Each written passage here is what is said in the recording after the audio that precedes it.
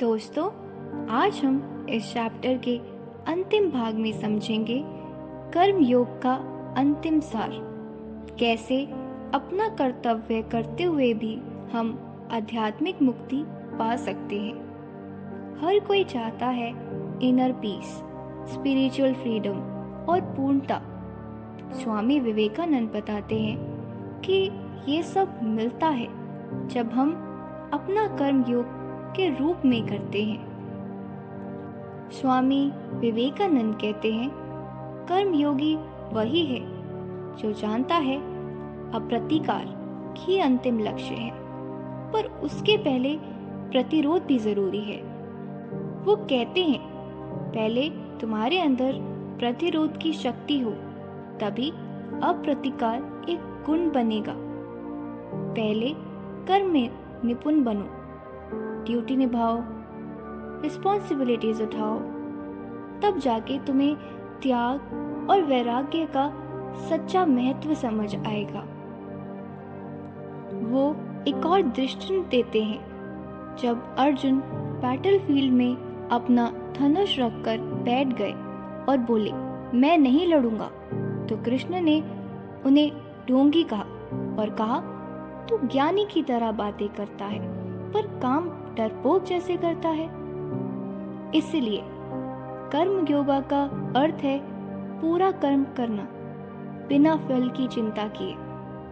जैसे सूर्य हर दिन उगता है बिना इस बात की परवाह किए कि लोग उसकी पूजा करते हैं या नहीं, वैसे ही हमारे कर्म एक सेवा होना चाहिए, निष्काम, स्वार्थ रहित, पूरे डेडिकेशन के साथ। अपना कर्तव्य करो बिना फल की अपेक्षा के, बिना अहंकार के। यही कर्मयोग है। जब हम हर कर्म को एक स्पिरिचुअल सब तपस्या समझकर करते हैं तो वो हमारे मन को शुद्ध करता है, हमारी इच्छा शक्ति को मजबूत करता है और अंत में हमें मुक्ति देता है। निष्काम कर्म का अभ्यास। आज कोई भी एक काम बिना अप्रिसिएशन या रिजल्ट की चिंता के करो, बस सेवा भाव से। ड्यूटी को वर्शिप बनाओ। अपने रोज के काम, स्टडीज, जॉब, घर का काम, सबको एक तपस्या समझो।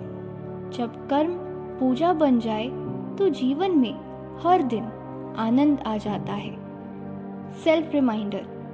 रोज सुबह उठकर बोलो, मैं सिर्फ एक कर्ता नहीं, मैं एक माध्यम हूँ। मेरा कर्म के द्वार ही ईश्वर का काम हो रहा है। ये दृष्टि तुम्हें ईगो से मुक्त करेगी। तो दोस्तों, इस चैप्टर में हमने समझा कि हर व्यक्ति अपने कर्म क्षेत्र में बड़ा है जब वो अपना कर्तव्य पूरे प्रेम, हिम्मत और समर्पण के साथ करता है। त्याग तभी श्रेष्ठ है जब उसके पीछे शक्ति हो। और कर्म योग का असली सार है कर्म करते हुए भी अपने अंदर की शांति और मुक्ति को पाना। याद रखो, हर काम को एक योग बनाओ, तभी जिंदगी सच में एक दिव्य यात्रा बनेगी। अगला अध्याय हमारे जीवन को और गहरा ज्ञान और प्रकाश देगा। तब तक काम करते रहो, मुस्कुराते रहो, जागते रहो।